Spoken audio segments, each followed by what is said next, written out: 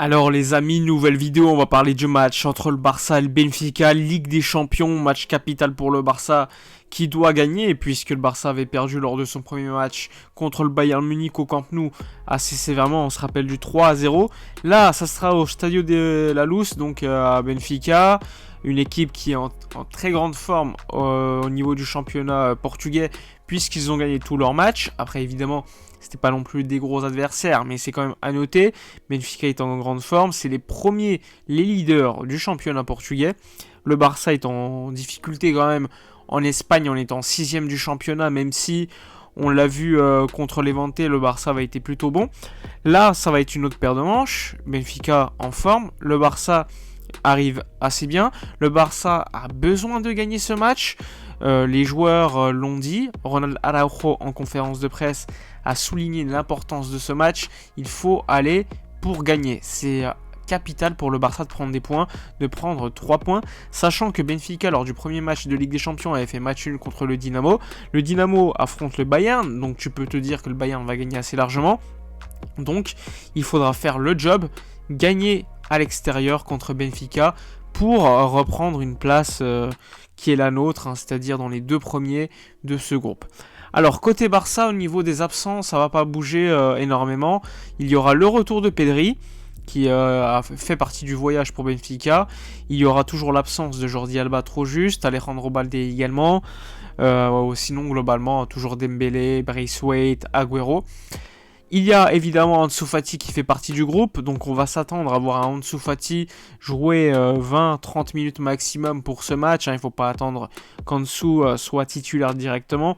On l'a vu, même 10 minutes, Ansu Fati peut faire la différence, donc c'est toujours important de l'avoir au moins sur le banc pour faire la différence quand les défenseurs adverses seront fatigués.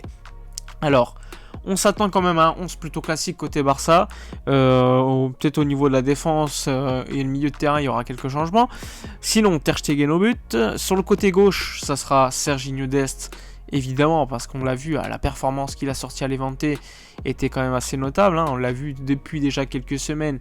C'était le plus dangereux, le plus intéressant, même si parfois le Barça était en difficulté.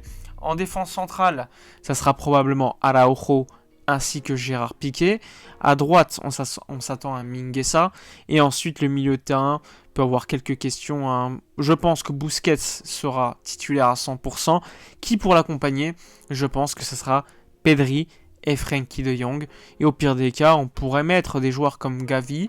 On pourrait mettre également Nico Gonzalez, donc il y a pas mal d'alternatives sur le banc au milieu de terrain, sachant qu'il y a également le retour de Sergi Roberto, mais je pense pas qu'il sera titulaire pour ce match.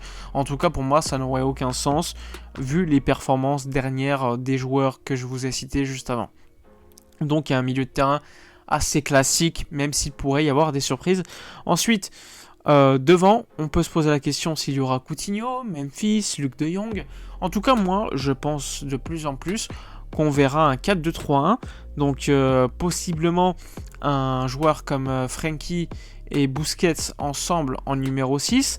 Pourquoi pas un Pedri en numéro 10, avec un Coutinho sur le côté gauche, ou un Memphis en numéro 9, ou un Luc de Jong en numéro 9, ou un Memphis sur le côté droit. En tout cas, il y a pas mal d'alternatives, mais je vois pas le Barça mettre Youssouf Demir cette fois-ci titulaire en Ligue des Champions. En tout cas, le dispositif n'est pas encore connu. À Levante, c'était plutôt un 4-2-3-1. On peut se poser la question si Coutinho pourrait jouer numéro 10 avec le retour de Pedri. Personnellement, je ne pense pas. Donc, à voir. Il y a beaucoup de solutions cette fois-ci. Les semaines précédentes étaient quand même beaucoup plus difficiles au niveau de l'effectif. On pouvait quand même attendre beaucoup moins de choses au niveau du dispositif. Là, franchement, ça peut être un 3-5-2, ça peut être un 4-3-3, ça peut être un 4-2-3-1. Tellement de dispositifs. On l'a vu à Levante, c'était plutôt un 4-2-3-1, ça avait été super intéressant. Un Busquets un peu plus protégé. Mais là, ça va être une autre paire de manches parce que c'est Benfica en face, avec une équipe qui joue souvent à 3 derrière. Il y a des joueurs intéressants. Je pense notamment à Darwin Núñez, qui a été pisté notamment par le Barça, mais il n'y a pas que ça, il y a Taarabt qui est très connu, qui est référencé, il y a Seferovic mais qui est blessé, donc ça pour le Barça c'est plutôt une bonne nouvelle. On connaît Alejandro Grimaldo, formé au FC Barcelone, qui est parti à Benfica, qui est aujourd'hui un des titulaires là-bas. Il y a pas mal de joueurs, Joao Mario qui est à l'Inter, pas mal de joueurs intéressants, un coach qui connaît très bien Benfica, Jorge Jesus, qui est très connu quand même pour avoir fait de Benfica et d'autres clubs portugais des équipes très intéressantes. Donc à ce niveau-là, je m'attends quand même à une équipe de Benfica plutôt intéressante, dangereuse. De toute façon, en Ligue des Champions, c'est très peu probable que les équipes adverses ne créent rien. Ça va être très chaud. Surtout que c'est à l'extérieur. Le Barça à l'extérieur, quand il y a du public, c'est pas toujours top.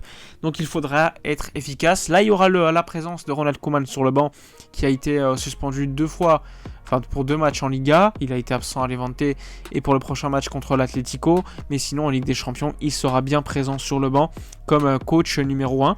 Donc on s'attend à beaucoup de choses. En conférence de presse, Ronald Koeman a évoqué pas mal de sujets.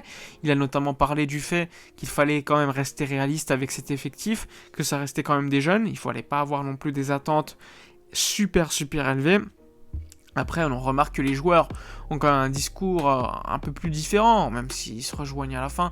Ils disent clairement que c'est des compétiteurs, qu'il faut lutter pour la Ligue des Champions, pour la Copa, pour la Liga, pour tout. Alors que Ronald Koeman, Piqué et d'autres cadres de ce vestiaire parlent plutôt d'essayer de tout faire pour aller le plus loin possible, le plus haut, mais qu'il faut quand même rester réaliste, qu'il y a des jeunes, que ça prendra peut-être du temps à ces jeunes d'atteindre un excellent niveau, etc. etc.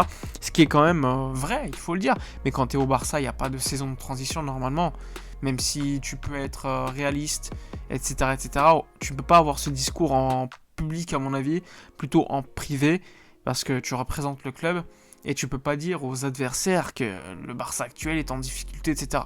Surtout quand tu es le coach qui représente cette équipe. Donc un match contre Benfica que j'attends particulièrement. Je vais également voir un Coutinho avec beaucoup plus d'attente que d'habitude, parce que Coutinho est revenu depuis déjà quelques jours, quelques matchs. Coutinho, je suis pas trop méchant encore pour l'instant, parce que ça faisait quasiment 1 an qu'il n'avait pas joué.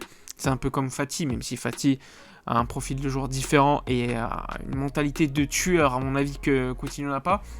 Il faut quand même garder en compte que Coutinho n'a pas joué depuis très longtemps, donc patience avec lui avant de le juger comme je l'ai vu ces derniers jours. Il faut patienter, même si Coutinho n'a pas apporté beaucoup de choses au Barça.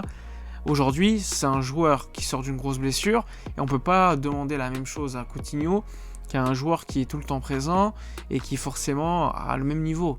Donc patientons et on verra à ce moment-là. Dites-moi dans les commentaires ce que vous attendez de ce match, votre pronostic, votre 11.